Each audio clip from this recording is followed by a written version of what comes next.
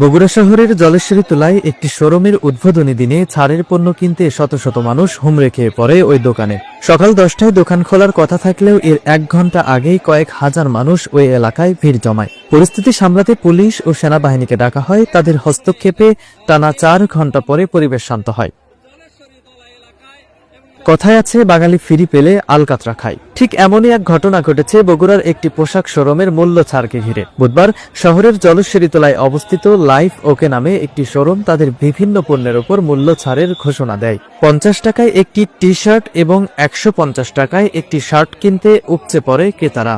Life okay নামে একটি শোরুমের নতুন শাখা উদ্বোধন উপলক্ষে সপ্তাহখানিক আগে থেকেই ফেসবুক পেজে ডিসকাউন্টের ঘোষণা দিয়ে আসছিল তারা। তাই তো সকাল থেকে শহরের বিভিন্ন প্রান্ত থেকে শত শত ক্রেতারা ভিড় জমান শোরুমের সামনে। বন্ধ হয় যান চলাচল, সৃষ্টি হয় যানজটের। পরিস্থিতি সামাল দিতে সেনাবাহিনী এবং পুলিশকে ডাকা হয়। পরিবেশ শান্ত করতে চলে লাঠি চার্জ। ক্রেতারা বলছেন, ডিসকাউন্ট থাকায় কম দামে এসব পোশাক কেনার জন্যই তারা এসেছিলেন। সাধারণত ফেসবুক পেজে যে শুভ ভাই আছে লাইভ ওকের এমডি, উনি একটা অফার দিছিলেন যে আজকে উদ্বোধন উপলক্ষে 50 টাকা, মানে 50 টাকায় গেঞ্জি, তারপর টি শার্ট, পলো টি শার্ট, শার্ট, জ্যাকেট, এগুলো তিনি মানে ডিসকাউন্টে দিবেন। তো সেই সুবাদে আমাদের আসলে সবারই আশা। 150 টাকার গেঞ্জি 50 টাকা করে দিচ্ছে এখানে, একটা অফার দিছে, এই জন্য আর কি আপনার এত ভিড়। 50 টাকা দামের একটা টি শার্ট দিছে, এই টি শার্টেই সবকিছুর মূল পাচ্ছে। ওদের আছে 2500 হচ্ছে যে মানে পিস আছে, স্টক আছে। 2500 স্টকের মধ্যে আপনার ওরা মানে 2500 লোক মানে নিয়ে নিছে। ওইটা নিয়ে নেওয়ার পর এখন ওই উপলক্ষে এত লোকের আয়োজন হয়েছে। তা না হলে 50 টাকার ওই অফারটা না হলে এত লোকের আয়োজন হইতো না। আর ভিতরে আপনার সবকিছুর দাম 600, 700, 3200, 3500, 1500 এইভাবে। তাহলে মানুষ হুজুকে একটা বাঙালি কথা আসছে না, ওই অবস্থা করে ভিতরে চলে গেছে। আর দ্বিতীয়বার মানে আর কি তৃতীয়বার যে লোকগুলা ঢুকছে, ওই লোকগুলা ঢুকে একদম ভিতরে একদম ওই যে হ্যাঙ্গার ট্যাঙ্গার যা ছিল ওগুলা ছিঁড়াছিড়ি শুরু করে দিছে। আর এই যে যারা এই যে ব্যাগ নিয়ে যারা আছে, মানে এই গেটের বাইরে যারা আছে, এরা হচ্ছে যে টাকা পেইড করছে, টাকা পেইড করে ব্যাগ নিয়ে যারা আছে, কিন্তু প্রশাসন এতে ঢুকতে দিতেছে না। ভাবতেছে এরা টাকা পেইড করে নাই, কিন্তু এরা আসলে টাকা পেইড করছে। শোরুম কর্তৃপক্ষ জানান, ডিসকাউন্টের কথা আগেই ঘোষণা দিয়েছিলেন তারা, তবে এত মানুষের ভিড় হবে কল্পনা করেনি। অপরদিকে ব্যবসায়ী মালিক সমিতির নেতারা বলছেন, তাদেরকে এই শোরুম উদ্বোধন উপলক্ষে কোনো কিছুই জানানো হয়নি। ঢাকাতে যেভাবে বিজনেস চলে সেভাবেই চলতেছিল। ঢাকাতে নরমালি যেভাবে পেজে বলা হয় যে আগামীকালকে আমাদের এই পোশাকের উপর এত% ছাড় থাকবে, আপনারা আসবেন, সেম ভাবে এখানে এক্সট্রা কোনো কিছু করা হয়নি। বাট বগুড়ার মানুষের রেসপন্স এমন হবে আমরা বুঝতে পারিনি।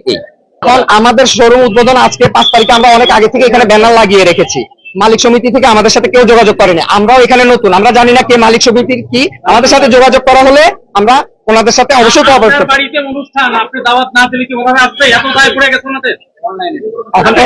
আমি বলি না, এটা হচ্ছে অনলাইন প্ল্যাটফর্ম, আমাদের বিজনেসটা হচ্ছে মেইন অনলাইন। জি না, এখন আমরা এখানে ওই যে আমি যেটা আপনাকে বললাম, আমাদের এখানে ব্যানার টানানো ছিল ওপেনিং 5 তারিখে। আমরা দোকান খুলিনি। আমাকে বলতে সুযোগ দেন, আমাকে বলতে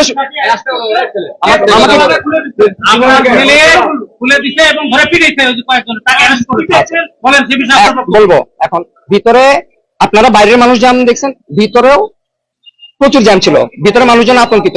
ওরা বলতেছে, ভাই আমাদেরকে বের করে দেন, নাহলে কিন্তু আমরা ভেঙে বের হবো। ওদেরকে বের করে দেওয়ার জন্য জাস্ট গেটটা খোলা, কিন্তু ওই সময় বাইরে যারা দাঁড়ায় ছিল ওরা ভিতরে ঢোকার জন্য চেষ্টা করছে। বিশৃঙ্খলতা ওই সময় তৈরি হয়েছে। ভিতরে যারা ছিল 2-3 ঘন্টা আটকা ভিতরে, ওরা আতঙ্কিত ছিল, ওদেরকে বের করে দেওয়ার জন্য। আমরা প্রিপারেশন নিয়ে রেখেছিলাম, কিন্তু এই পরিমাণ রেসপন্স হবে এটা আমরা বুঝতে পারিনি। এই জন্যই এই সিচুয়েশনটা তৈরি হয়েছে। আমাকে একটু ক্ষমা করেন প্লিজ। এত বড় ক্ষতি হলো, এই ক্ষতির জন্য কি আপনি আনন্দিত না? কেন আনন্দিত হওয়ার কিছু নেই, আনন্দিত হওয়ার কিছু নেই। আমি আনন্দিত অবশ্যই আনন্দিত না আমরা। আমাদের সমিতির নিয়ম আছে, যারা এই শোরুম উদ্বোধন করতে গেলে মানে আমাদেরকে অবগত করবে, বড় প্রোগ্রাম করলে তারা আমাদেরকে জানাবে। আমরা এসে উদ্বোধন করার নিয়ম সিম্পল ভাবে আমরা কাজ করবো।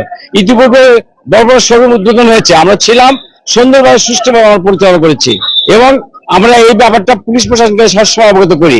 আজকে যে ঘটনা ঘটেছে আমরা কেউ জানি না, এটা আমরা সকালে ঘুমের থেকে উঠে আসে দেখি যে অবস্থা হয়ে আছে।